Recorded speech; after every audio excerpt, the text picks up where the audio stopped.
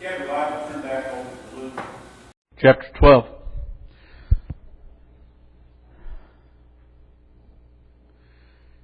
I had a different lesson that I was going to talk about. Talk about that next week, maybe. But I was reminded as we were reading, I was the culprit that chose the verses that we would read each morning on Sunday morning. And when I got to Luke chapter 12, I stared at that and read it over and over again and tried to decide, because I was trying to keep our reading for a reasonable length of time. So where do you start and where do you stop? And I finally figured out Luke chapter 12 has no good starting and stopping place. You start at verse 1 and you end when you get down chapter 13. But that was longer than the format that we have chosen to do. As you read through Luke chapter 12, Steve this morning started at verse 15. I confess that wasn't a good place to start. Really, you need to start at verse 1. But we're not going to do that. In verse 1, Jesus is in a crowd of people, and He's teaching them about God and religion. He's warning them about the errors of the hypocrisy of the Pharisees. He is trying to get across to them the essence of what God wants out of our religion and out of our lives. And as Jesus is teaching the most important aspect of everything that we do. Verse 13, someone in the crowd said, "Teacher, you tell my brother to divide the family inheritance with me." What? I was having to deal with a family one time. Grandpa had died. Grandpa had an old table saw. I think Noah used it to build the ark. And the son had borrowed it 30 years earlier, to show you how old it was, and used it to build a house. Finished the house, and it sat in the garage for years and years and years. But it belonged to Grandpa. So Grandpa dies. And this family that was fairly close-knit got together and was trying to decide, how do we divide up Grandpa's stuff? And one of the sisters that wouldn't know how to turn on a power saw said, "That saw was Grandpa's and I want half of it." And I so wished I was Solomon and had the ability. I'd have gone out there and divided that saw in half and handed her half of a table saw. She demanded that it be sold. But what's a 45-year-old table saw worth? Put it on eBay and put it on Craigslist and get $30 for it? But she would not have it any other way. She demanded that she get half. What do you think that did to the family? How do you think it was during the funeral service? How do you think it was when they got together after the funeral service, as families do and should do, and console and encourage one another? And what happened was that senseless act of greed and covetousness divided that family. The animosity did not go away. Somebody told me years ago, if you screw up a wedding, it gets funny, but if you screw up a funeral. And you know, she screwed up a funeral. And that never went away. So here is this man in the presence of Jesus being taught about God. And he doesn't hear a word. All he's interested in is Jesus is a rabbi. He knows the law. He will be able to tell my brother, divide the inheritance with me. I'm always amazed. I love Jesus. One of the things I like about Jesus, He knows how to handle those situations. Out of the clear, He never expected that. Teaching what He was teaching to get this out of the left field somewhere, coming that nobody was. And so Jesus said to him, man, who appointed me an arbitrator over you? And then He says, verse 15, beware. Then He said in verse 22, don't be anxious. Then He says in verse 29, do not seek this, but seek this. And then He says in verse 35, be ready. Jesus, off the top of His head, in the middle of talking about something else, now simply addresses one of the most important problems of life. We have to have money. Got to eat. Thankfully, we have enough money. We're all clothed. But as you begin talking about that, one of my favorite stories that I read many years ago was a father that kept praying for his children. And his prayer was a very simple prayer. He said, Lord, I pray that they have enough. Enough? How much is enough? What was he really asking? And what I liked about that was when they came and asked, he changed his prayer and he said, Lord, give them the wisdom to know when they have enough. And the way God has dealt with us, God has allowed us this very choice, but I find it almost to be a curse rather than a blessing. Wouldn't it have been easier? Now, I'm not second guessing God, but I'm just playing preacher. Wouldn't it have been easier if God would have said, you can make $15,000 a year, but no more? But you know He didn't do that.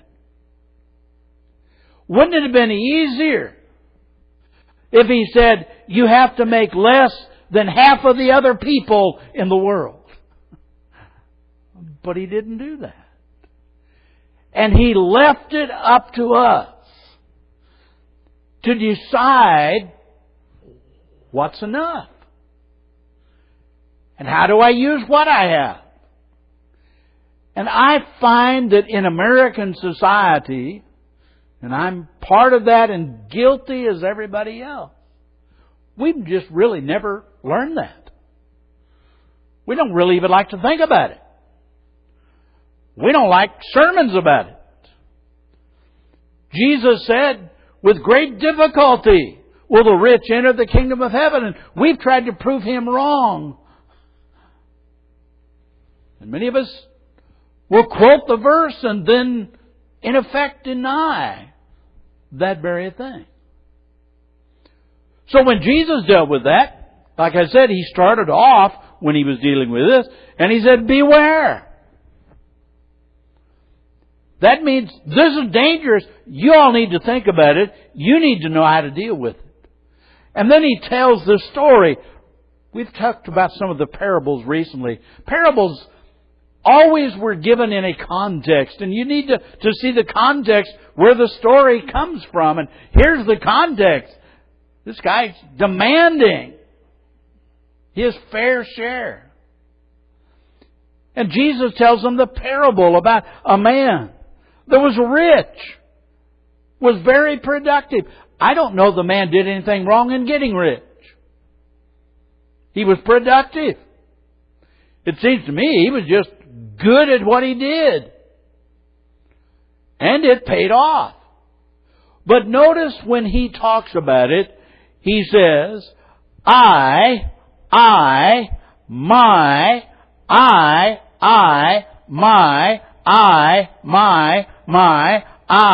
my. Now, y'all read fast enough to keep up? What did you hear? Not one word about God.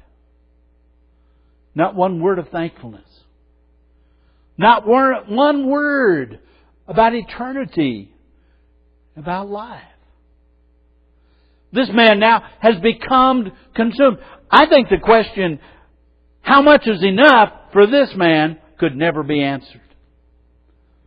I think enough would be just a bit more. No matter how much I have, just a bit more would be enough. And so Jesus warns, beware. So I'm going to just lay this before you. I don't have an answer. I don't have an answer for me. I surely can't answer for you. Do you have enough? Are you sure? Then as you begin answering that, Jesus changes the subject in verse 22 to this.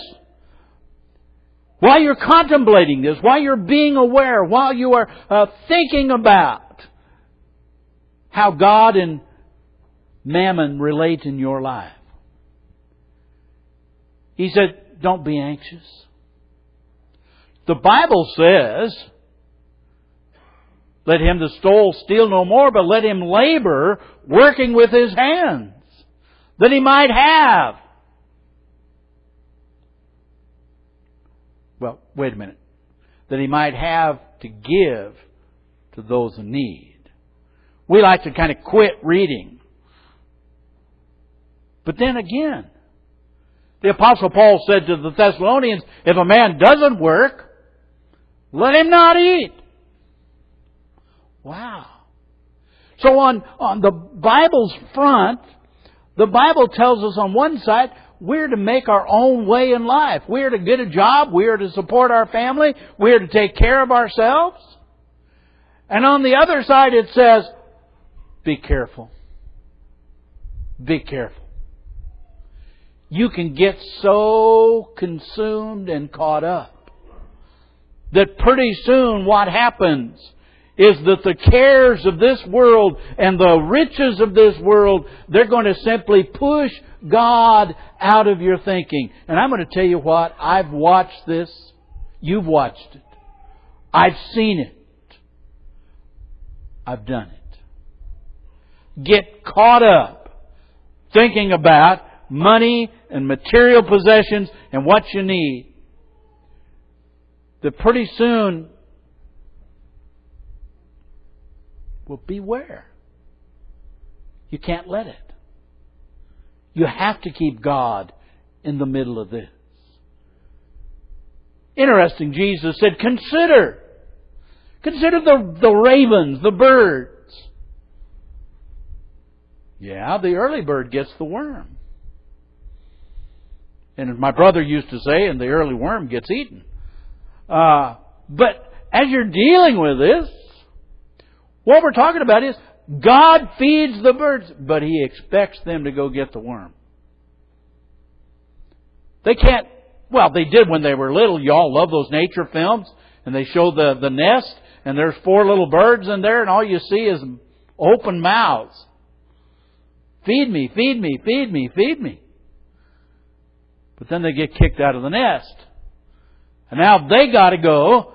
And yes, God takes care of them and God feeds them. But it doesn't happen miraculously. It doesn't happen without their doing what birds are supposed to do. And it won't happen with you without you doing what people are supposed to do to take care of ourselves. But how much is enough?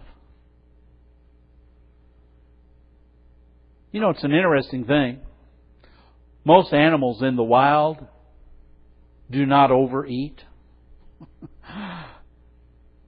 They're not gluttons. Particularly the birds. Or, he said, consider the lilies. As you look at the flowers.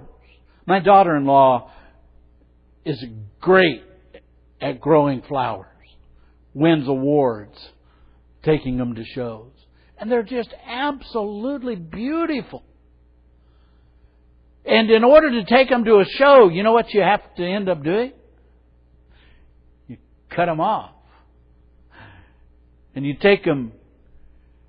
And now what you have is, you have a dead flower. It still looks good for a day or two. But then it's going to be cast away. But God has provided for the flowers.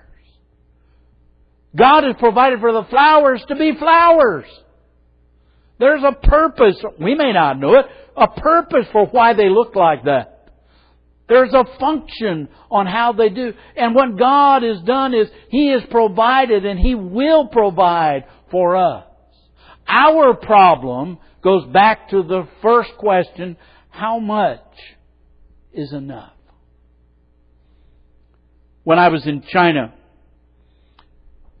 people over there, they always ask, they want to see pictures of our family and our houses. And so Wilson and I were showing pictures of our houses. And I always remember one of the members there, he looked at that.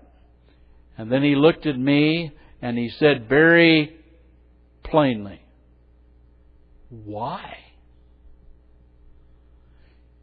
We were sitting in his living room. And it was smaller than this podium area. And that included the kitchen. And the beds. That was smaller than my kitchen. Let alone the kitchen and dining room. Let alone the kitchen, dining room, and family room. Let alone the kitchen, the dining room, the family room, and the pantry, and the TV room, which is different. And he just looked and he goes, why? And the only answer I could give him was, because we can. Not because we need, but we can. And I'm not sure it's wrong because we can. I just know it's dangerous. I just know that it's very easy to get caught up. And so Jesus says, beware. And then Jesus said, don't be anxious about this. And then He gives us, I think, the bottom line solution on that. What is your priority? And I'm going to tell you, friends, a lot of people lie to themselves at this point.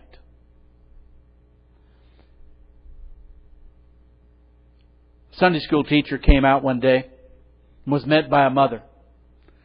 And the mother told the Sunday school teacher, if you won't believe what she says about me, I won't believe what she comes home and tells about you. Because the mom knows, if you really want to know what mom and dad seek and cherish and have as a priority in their life, ask the kids. Somebody else asked a different question, but it answers the same question. When you have nothing to do, what do you think about? When you have nothing on your agenda, what do you do? What do you spend your time with? That's what you love. That's what you like. That's what we're seeking in our lives. And all Jesus does, He doesn't give you a 50%, 90%, 75% follow this. And He simply said, you need to make an intelligent choice here. Seek above all else God. I have taught, I don't know how many classes on how to prioritize our lives. And you know what? In every single class, without exception, I ask people, okay, list the priorities in your life. And they always put God number one. Always. That's how it works on paper. That's how it works to answer the question theoretically. But what I wanted them to do was to answer the question. What is it that you really put first?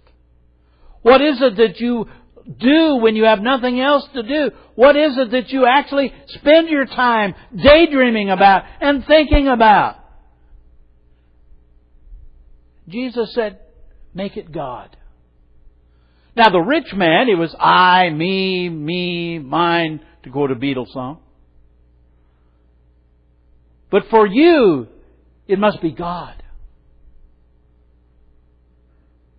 Do you wake up in the middle of the night thinking about God?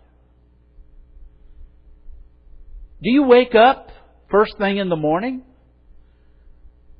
and think about God?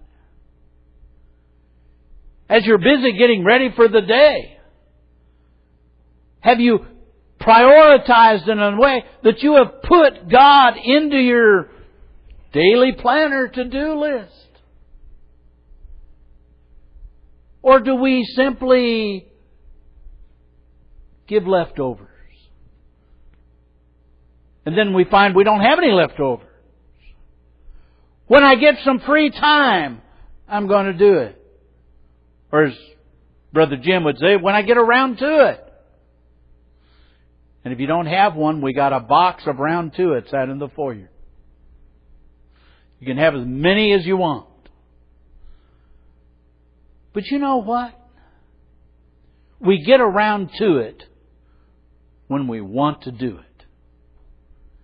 When I was studying piano, I was in high school and I had things I wanted to do besides sit in front of a piano. I wanted to play racquetball. I wanted to play baseball. I wanted to play, I don't know how you call that, wrestling. So I didn't practice.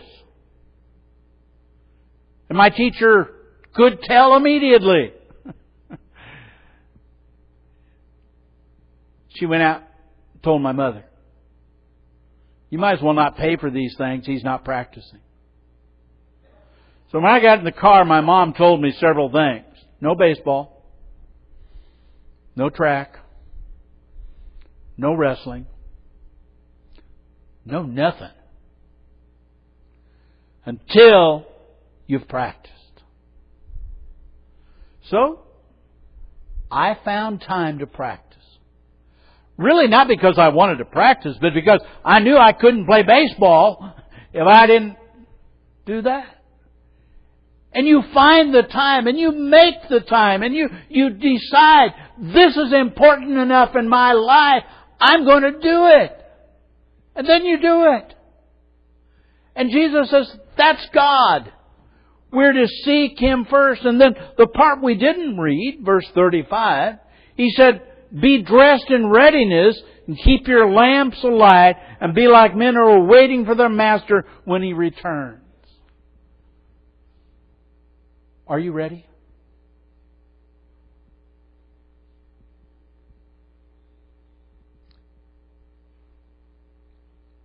I can't tell you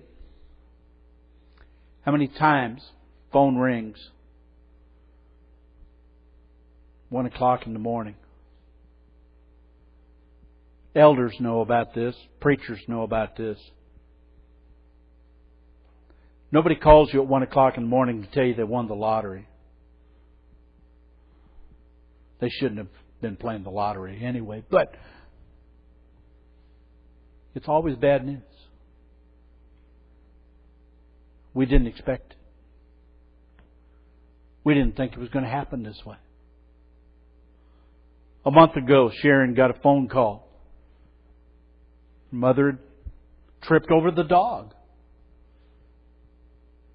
sprained one wrist, broke the other wrist, and it's just been a downhill flight. She's doing a little better now, thankfully. But that's she wasn't prepared because she didn't expect to do that. She went outside to take care of the yard, and she never got back inside. And that's what happens. A friend of mine posted, young family. Mom got the 3 kids in the back seat in their car seats. She was expecting number 4. And they were heading off for the planned activities of the day. And as they came through the green light, the driver of a big truck was texting and didn't see the red light. Killed the 3 boys in the back seat. Killed Mama. Killed the expected baby. What started off as a good day. Are you ready? Because we don't know.